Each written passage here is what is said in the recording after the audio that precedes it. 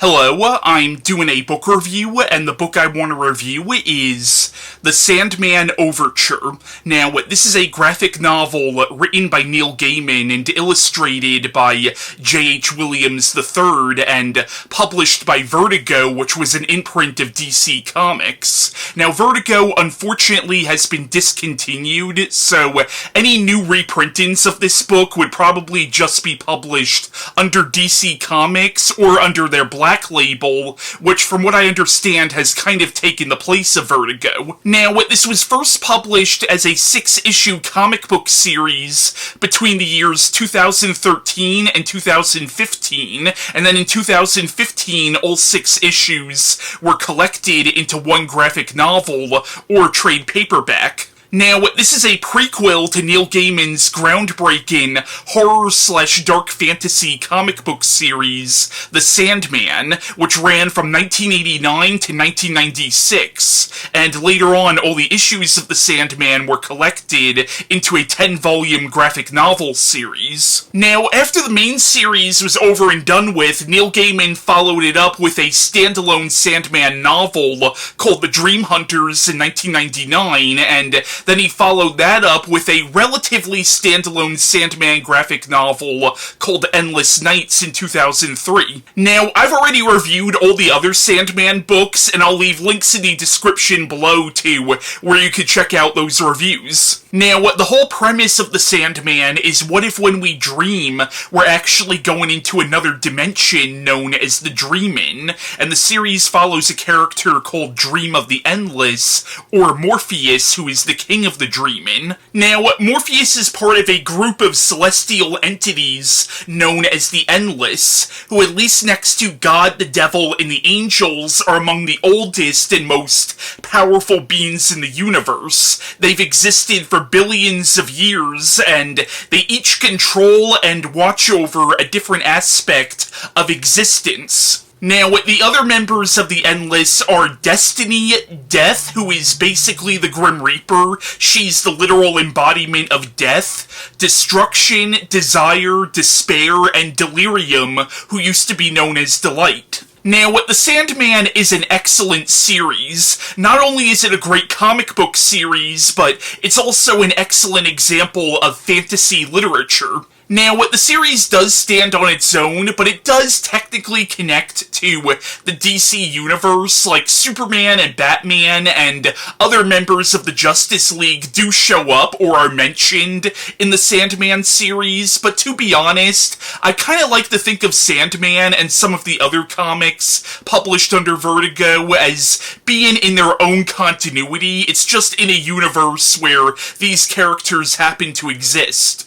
Neil Gaiman's Sandman series, it is also technically a spin-off of Alan Moore's run on Swamp Thing. Like, characters from Swamp Thing do show up in the Sandman series. Like, John Constantine shows up twice in the series, and of course when Neil Gaiman started writing the Sandman, Constantine already had his own spin-off series, Hellblazer. And Cain and Abel also play a pretty big role in the Sandman series. And yes, I know Cain and Abel actually originated from the House of Mystery and House of Secrets comics, but the way Alan Moore handled Cain and Abel in his Swamp Thing comics, you could tell that Neil Gaiman kind of adopted that for the Sandman. Also in the Sandman, Morpheus has this talking raven named Matthew that he uses as his messenger, but it turns out that Matthew the Raven is actually Matt Cable from Swamp Thing, who died in that series, and in Sandman you find out that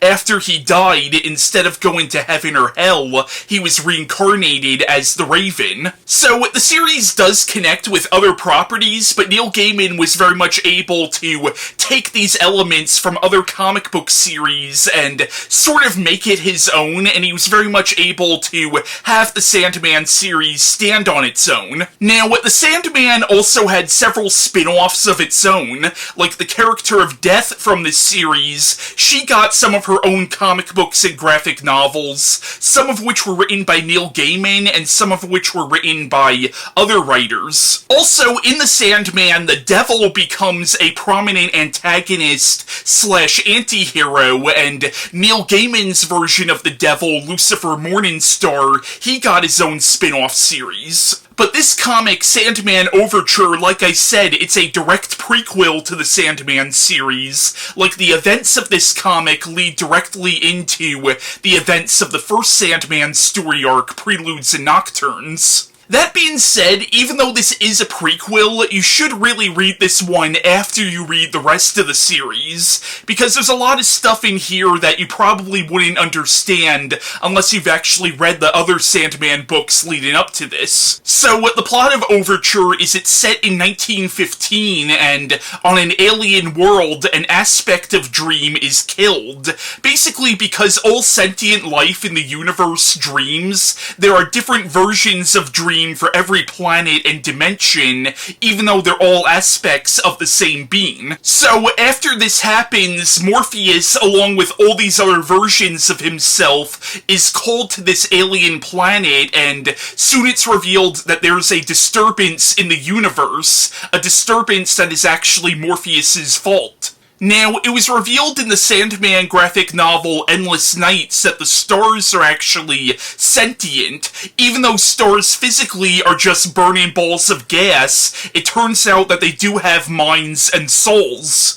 Basically, because in the past Morpheus failed to kill what's known as a vortex, a star has gone insane, and this insanity is threatening to spread like a plague to other stars, and since the stars are going insane, now the universe is coming to an end. So, as the universe is starting to fall apart, Dream, along with this cat who appears to be another version of himself, go on this journey to save the universe, and they end up coming across this alien girl named Hope whose parents were killed, and Dream sort of becomes her reluctant protector, and it turns out that Hope might be the key to saving the universe. But yeah, Overture I thought was a very good follow-up to the Sandman series. I mean, it is a prequel, but again, you do have to read what came before in order to understand a lot of what's going on in here,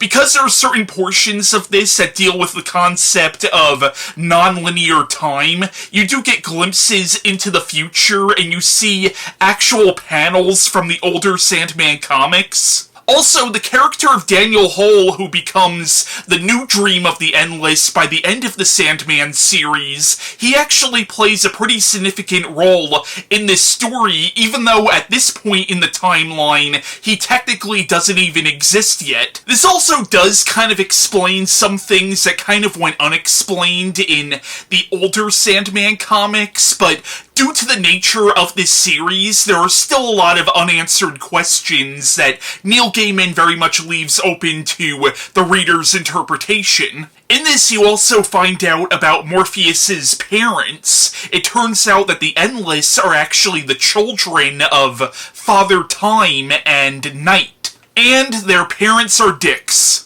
And Hope is actually a pretty interesting character, and the relationship between her, Morpheus, and the cat version of Morpheus is actually pretty adorable, which makes what happens to Hope at the end of the story all the more heartbreaking. Now, without giving too much away, Morpheus' sister/brother, Desire, who is typically a villain in this series, actually becomes kind of an unsung hero of this story. And this comic really does explore the Sandman universe, because the other Sandman comics mainly focus on how Morpheus affects life on Earth, and they typically focus on human characters, but here you find out how Morpheus affects the lives of all these different alien species. Now, what this comic focuses on a major cosmic event that almost ends the universe, and you might be wondering, if the events of this comic are so major and this is a prequel,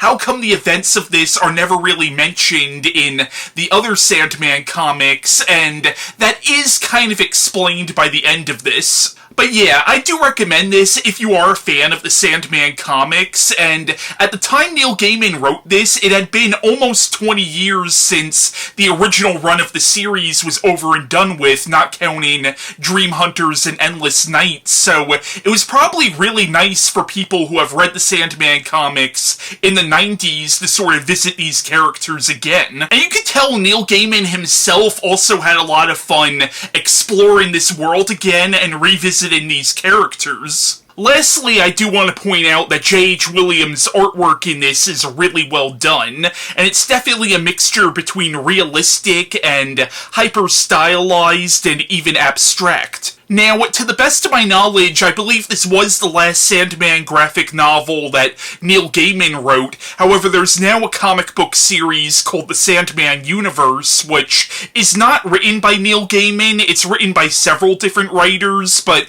I know Neil Gaiman does sort of oversee it. And so far, I've only read the first issue of the Sandman universe, but actually Joe Hill, Stephen King's son, has recently wrote an issue of that series that actually crosses over with his Lock and Key series, which I'm really interested to read because I'm a huge fan of Lock and Key, but I'm also really curious to see how that's going to work continuity-wise, because Lock and Key doesn't even remotely seem like it's in the same universe, so it's going to be really interesting to see how that works out. Now, they've been trying to do a Sandman movie since the 90s, and had they actually done it in the 90s, I actually think Tim Burton or even Alex Proyas, who directed The Crow, would have been perfect to direct a Sandman movie, but that of course never happened, and now both directors, I think, have kind of lost their touch. I mentioned how the character of Lucifer from Sandman got his own spin-off series, and